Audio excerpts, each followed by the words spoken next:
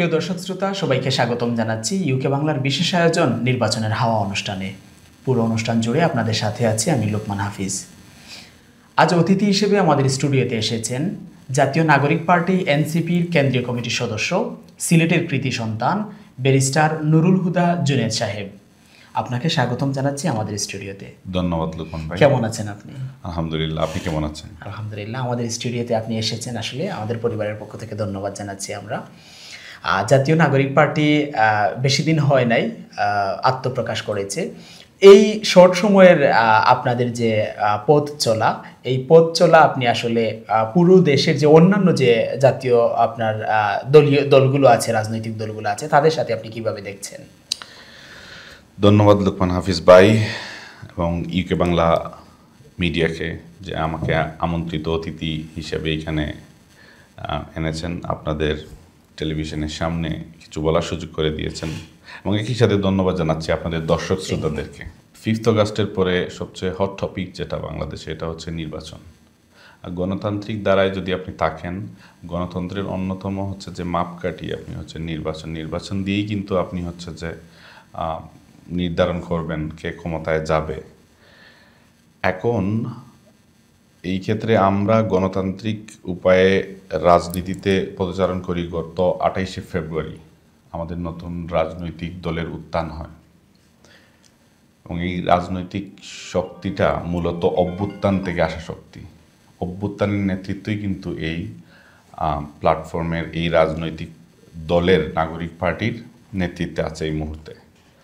তো এই ক্ষেত্রে আপনি যদি চিন্তা করেন যে আমাদের গত 50 বছরের ইতিহাসে বাংলাদেশ স্বাধীন হওয়ার পর থেকে যে রাজনৈতিক দলগুলো প্র্যাকটিসিং পলিটিক্স করে আসছে, যারা এই মুহূর্তে পতিত ফ্যাসিস্ট আওয়ামী লীগ সরকার ছাড়া, আওয়ামী লীগ দল ছাড়া, এখানে বিএনপি, জামাত ইসলামী, তাছাড়া হচ্ছে যে খেলাফত মজলিস, জমিয়ত উলামা ইসলাম সহ আরও যে দলসমূহ আছে, সবার সাথে আমাদের গত 1 মাসের ইন্টারাকশন যেটা, এটা হচ্ছে যে অনেক কিছুতেই আমরা ভিন্ন মত পোষণ করি, আবার অনেক জায়গায় একমত পোষণ করি।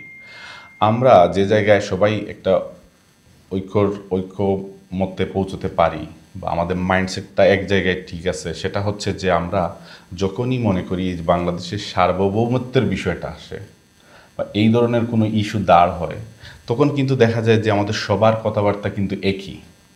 নাগরিক পার্টি এই মুহূর্তে মনে করে যে আমাদের কাছে একটা সুযোগ আসছে অভ্যুত্থান পরে, যে আমরা যদি একটা সংস্কারের দিকে আগাই, একটা প্রপার একটা সংস্কার আমরা করতে পারি, তাহলে আমাদের রাজনৈতিক দলসমূহ তারা গণতান্ত্রিক উপায়ে একসাথে হচ্ছে যে কার্যক্রম চালাতে পারে। ছাত্র জনতার অভ্যুত্থানে বাংলাদেশের ইতিহাসে নতুন এক অধ্যায় যুক্ত হয়েছে, যেই অধ্যায়ে আসলে সবচেয়ে সম্মুখ সারির যোদ্ধা হিসেবে যারা নেতৃত্ব দিয়েছেন তারা এনসিপির ছিলেন, জাতীয় নাগরিক পার্টির ছিলেন, এবং তাদেরকে নিয়েই আসলে জাতীয় নাগরিক পার্টি গঠিত হয়েছে।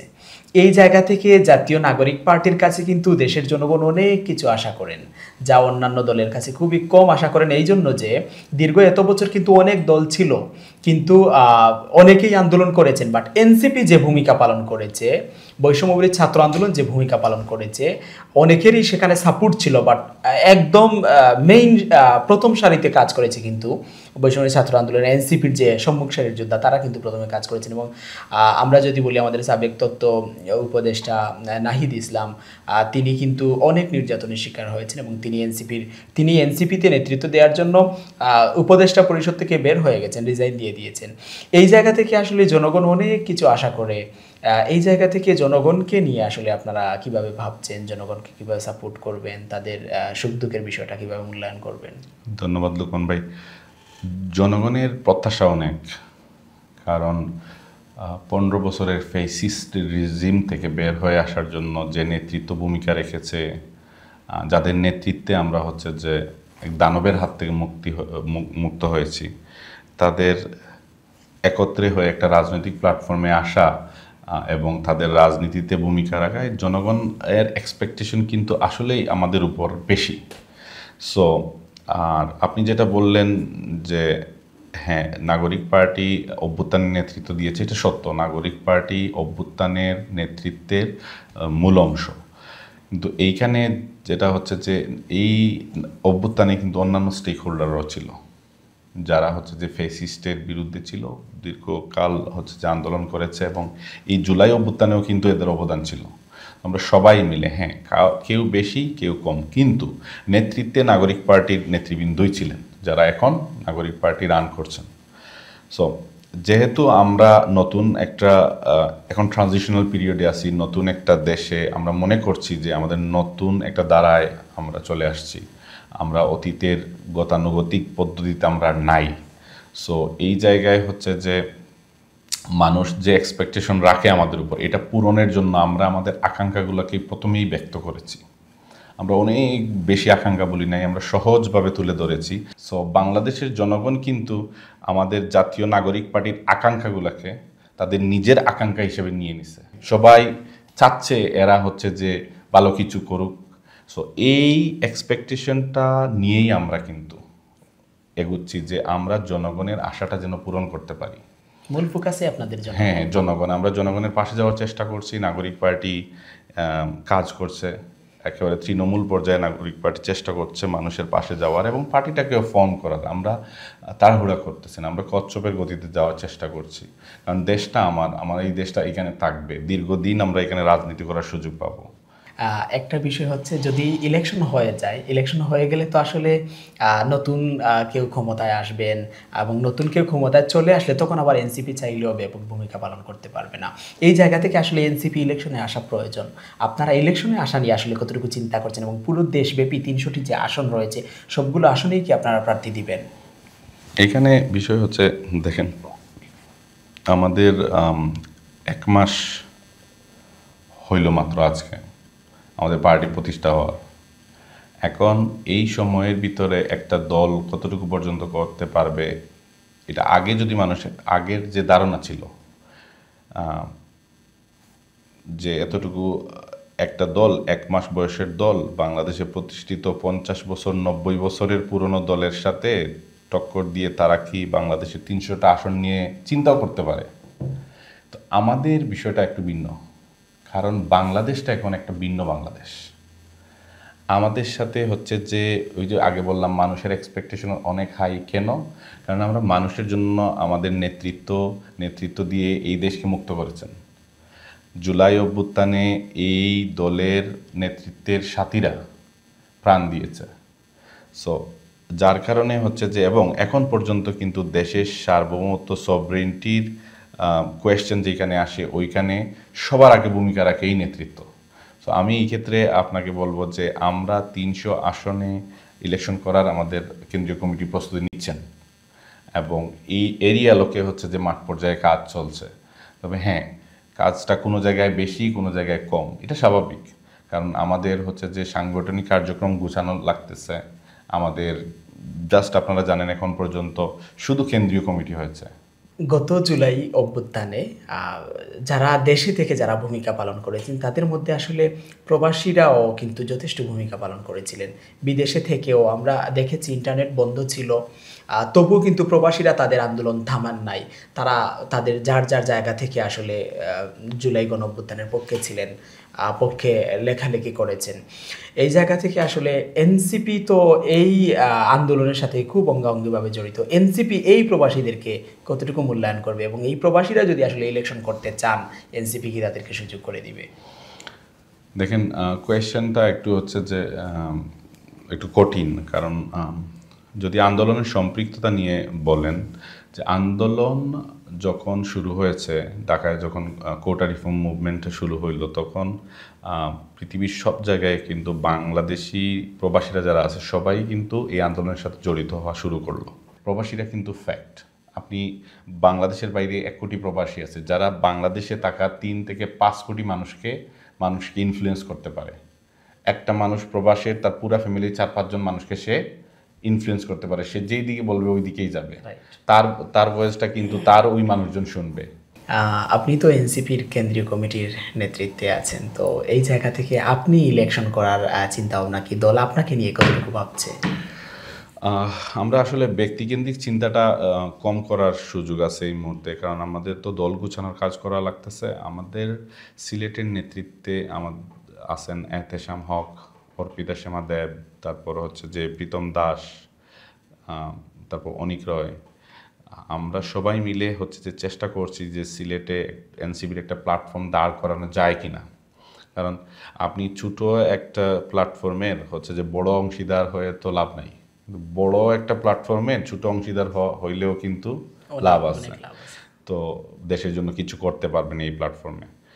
সো এই ক্ষেত্রে হচ্ছে যে নির্দিষ্টভাবে আমরা কিছু ভাবছি না। আমি যেহেতু দক্ষিণ সুরমা ফেঞ্চুগঞ্জ বালাগঞ্জের ছেলে, সো আমার মাটির একটা টান আছে। আমি হচ্ছে যে চেষ্টা করতেছি মানুষের সাথে কানেক্টেড হয়। আর 5th অগাস্টের পর থেকে কিন্তু আমি হচ্ছে যে সম্পূর্ণভাবে আমি প্রবাস থেকে বারবার আসার চেষ্টা করেছি মানুষের সাথে, মানুষের প্রয়োজনে মানুষের কি চাওয়া, কি এক্সপেক্ট করে এগুলো শোনার চেষ্টা করছি, আমি করে যাচ্ছি। বাট সব কিছু মিলিয়ে সিলেট 1 আসন, সিলেট সহ আশপাশের আসনগুলা নিয়ে আমরা চিন্তা করছি যে কোনো আসনকেই কিন্তু আমরা ছোটো করে দেখছি না, এবং সব জায়গায় আমাদের হচ্ছে যে পার্টিকে আমরা একটা রূপ দেওয়ার চেষ্টা করছি যেন ভবিষ্যতে এখানে এনসিপির নেতৃত্ব তাদের যদি ইলেকশনের মাধ্যমে হচ্ছে যে পার্টিসিপেট করে একটা ভালো রেজাল্ট আনা যায়, এই চেষ্টাই আমরা করার চেষ্টা করছি। এখন পর্যন্ত কেন্দ্রীয় নেতৃত্ব তাদের জায়গা থেকে হচ্ছে যে সবাই নিজ নিজ এলাকায় চেষ্টা করে যাচ্ছেন যে, এবং আশপাশের এলাকায় চেষ্টা করে যাচ্ছেন পার্টির কার্যক্রম নিয়ে। তো পার্টির কার্যক্রম তো স্বাভাবিক, এটার এন্ড তো আমরা জানি ইলেকশনের মাধ্যমে এটার একটা রেজাল্ট আসবে। তো এইভাবেই চলছে আর কি। সিলেট 3-এ আপনার বাড়ি, দক্ষিণ সুরমা, এবং দক্ষিণ সুরমার মানুষ কিন্তু গত যিনি এমপি ছিলেন ওনার দ্বারা অনেকভাবে হ্যারাসমেন্টের শিকার হয়েছেন। তো তারা যতটুকু আসলে চাচ্ছেন, সামাজিক যোগাযোগ মাধ্যমে দেখলাম তারা যতটুকু লেখালেখি করছেন, এই জায়গা থেকে তারা আসলে ভিন্ন মতের চমৎকার একজন মানুষ পাচ্ছেন। এবং আমি যতটুকু তাদের লেখালেখি থেকে আইডিয়া করলাম যে তারা যেহেতু বিগত এমপির দ্বারা প্রচুর নির্যাতিত ছিল, সেই জায়গা থেকে তারা আসলে এমন একজন ভালো মানুষ চাচ্ছে যার দ্বারা তারা কখনোই যেন এরকম রোষানলের শিকার না হয়। আর সেই জায়গা থেকে মানুষের সাথে তো আপনি কন্টিনিউ মেলামেশা করছেন, মানুষ আপনাকে আসলে কতটুকু কাছে টেনে নিচ্ছে? দেখেন, আপনার কথা সুন্দর। ফেসিস সরকারের এক এমপি না শুধু, সিলেট 3-এর হাবিবুর রহমান হাবিব না, আরও মানে সিলেটে অপরাধী ছিল না এরকম কোনো এমপি তো আমি জানি না, দুর্নীতির সাথে ছিল না এমন কোনো এমপি আমি জানি না। সারা বাংলাদেশের একই অবস্থা। তো এই ক্ষেত্রে আমি বলবো যে আমাদের একটা ধারণা হচ্ছে যে, আমার এটা কিছুটা ব্যক্তিগত, কারণ আবার অনেকটা হচ্ছে যে আমাদের পার্টিরও সম্মিলিত একটা মত আছে যে মূলত লেজিসলেটরদের বা যারা সংসদে যেতে চায় তাদের কাজটা কি। তাদের কাজটা প্রথমে সংস্কার নিয়ে যে তুলেছিলাম ওইটার সাথে আমি একটু মার্চ করার চেষ্টা করছি। একজন আইন প্রণেতার কাজ না যে গ্রামে গিয়ে বিচার সালিশ করা। বিচার সালিশ করার জন্য গভর্নমেন্ট এত হাকডাক করে খরচ টরচ করে স্থানীয় পর্যায়ের ইলেকশনগুলো করে, ওইখানে চেয়ারম্যান বসানো হয়, ওইখানে উপজেলা চেয়ারম্যান বসানো হয়, ওইখানে ইউনিয়ন সদস্যরা থাকে, মেম্বাররা থাকে। সো যেহেতু আপনি যদি ইউনিয়ন মেম্বার চেয়ারম্যান থাকার পরে একজন এমপি ইন্টারফেয়ার করে, তাহলে হচ্ছে যে ঘুরে ফিরে ওদের কিন্তু কার্যকারিতা থাকে না। আমরা দেখেছি হাবিব যেটা করতো সিলেট 3-এ, চেয়ারম্যানদেরকে অকার্যকর করে কি একটা হজবরল সিস্টেম তাদের। তো তাদের আরেকটা মানে সে একটা পুরা তার একটা গ্যাং এরিয়া ক্রিয়েট করেছিল। তো ওই জায়গায় যদি আপনি চিন্তা করেন যে আমার কথা হচ্ছে একজন লেজিসলেটর সে চিন্তা করবে যে কিভাবে পলিসি চেঞ্জ করবে, যে পলিসি চেঞ্জ করার মাধ্যমে দেশ, নিজ এলাকা সহ পুরা দেশের উপকারে আসে। কারণ পুরো বাংলাদেশের জন্য তো মাত্র 300 জন এমপি আমরা জানি। এখন এরা সবাই যদি নিজের এলাকার হচ্ছে যে ওই যে সালিশ, তারপর হচ্ছে যে ওই যে ছোটখাটো বিষয় নিয়ে তাহলে দেশ আগাবে কিভাবে, আর স্থানীয় সরকারের কাজটা কি? তাহলে স্থানীয় সরকারকে তো এম্পাওয়ার্ড করা হচ্ছে না, আইন নিয়ে কে চিন্তা করবে? এই জন্য আমরা অনেক সময় এই ভুলটা করি। আমরা মনে করি জনগণের সামনে ওই জিনিসটা তুলে দরকার যে মূলত যে আইন প্রণেতা হবে তার কাজটা হচ্ছে যে আইন নিয়ে চিন্তা করা, পলিসি নিয়ে চিন্তা করা, এবং বেশি সময়টা ওইখানেই দেয়া। যদি মেজর কোনো জিনিস না হয় তাহলে কিন্তু স্থানীয় পর্যায়ে এত ইন্টারফেয়ার করার বিষয় না। তখন কিন্তু চেয়ারম্যান এবং মেম্বাররা কনফিউজ হয়ে যায়, আর মানুষ কনফিউজ হয়ে যায় কাকে মানবে। সে তো দেখে আসছে তার আশেপাশে পাচ্ছে মেম্বার, চেয়ারম্যান, এটাকে এলিয়েনেশন বলে। আপনি যদি হচ্ছে যে আপনি আছেন আপনার এলাকায়, আপনি একজন দায়িত্বপ্রাপ্ত ইউনিয়ন চেয়ারম্যান, তখন কিন্তু আপনার কানেকশনটাই বেশি এখানে গ্রাম আদালত আছে, সব আছে, আপনার অ্যাটাচমেন্টটা থাকবে ওই ইউনিয়নের মানুষের সাথে বেশি, প্রায়োরিটিটা আপনাকেই দেওয়া উচিত। কেননা তিনি আসলে 24 ঘন্টা এখানে থাকছেন। হ্যাঁ, তখন দেখা যায় যে এমপি আইসা দেখা যায় যে উনি মাতব্বর হয়ে আছেন ওই ইউনিয়নের। অনেক সময় আছে মূল বিষয়টা তিনি বুঝেনি না। বুঝেনি না, কারণ উনি বোঝার কথা না, উনি তো চিন্তা করবেন যে উনার উনি যদি পলিসিগতভাবে চিন্তা করেন তখন কিন্তু কম্পিটিশন হইতো, তখন কিন্তু অন্যান্য লেজিসলেটরদের সাথে একটা কম্পিটিশন হইতো, যেই কম্পিটিশনটা হচ্ছে যে থাকতো যে আমরা কত বেটার পলিসি নিয়ে আসতেছি, কত বেটার আর্গুমেন্ট দিচ্ছি পার্লামেন্টে, এইগুলো থাকতো।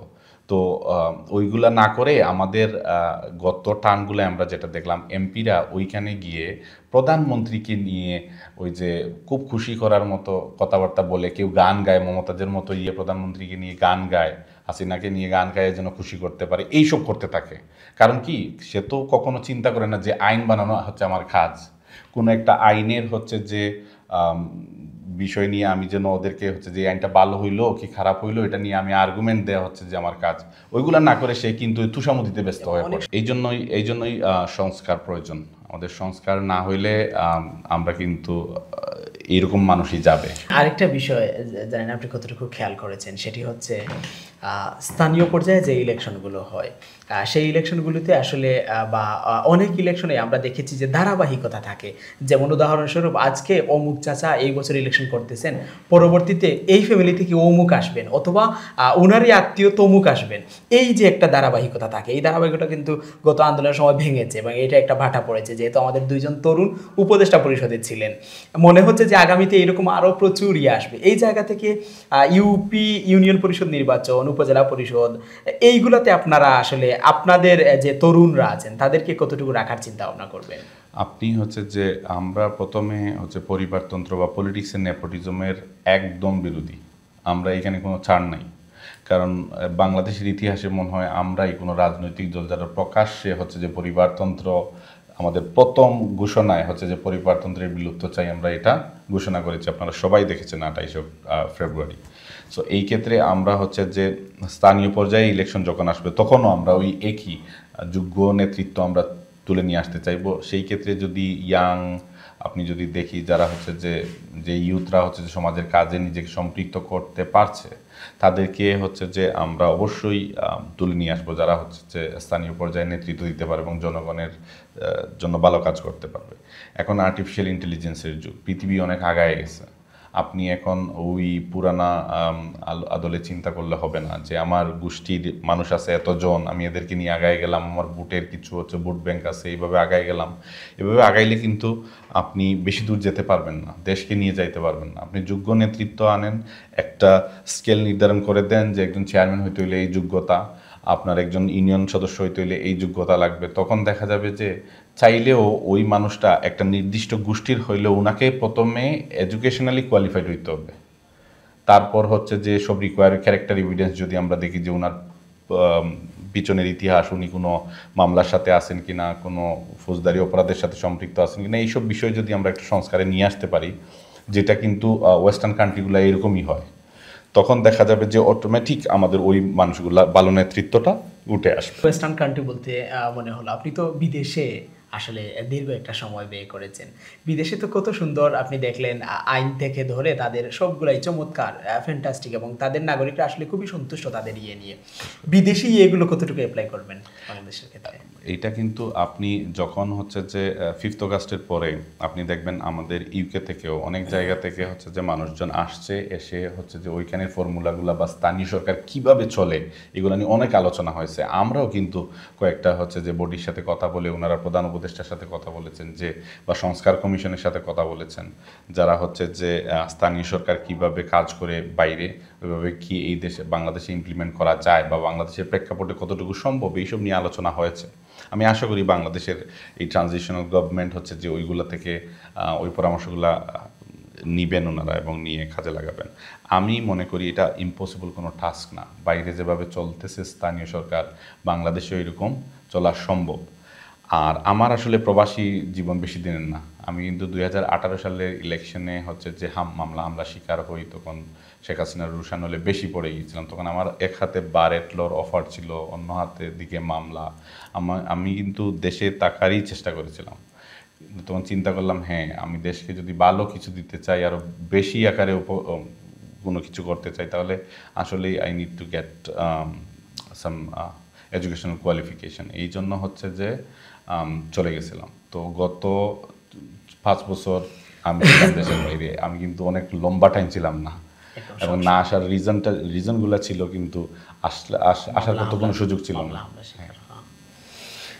প্রিয় দর্শক, এতক্ষণ আমরা শুনছিলাম সিলেটের কৃতি সন্তান, জাতীয় নাগরিক পার্টি এনসিপির কেন্দ্রীয় কমিটির সদস্য ব্যারিস্টার নুরুল হুদা জুনেদ সাহেবের কাছ থেকে।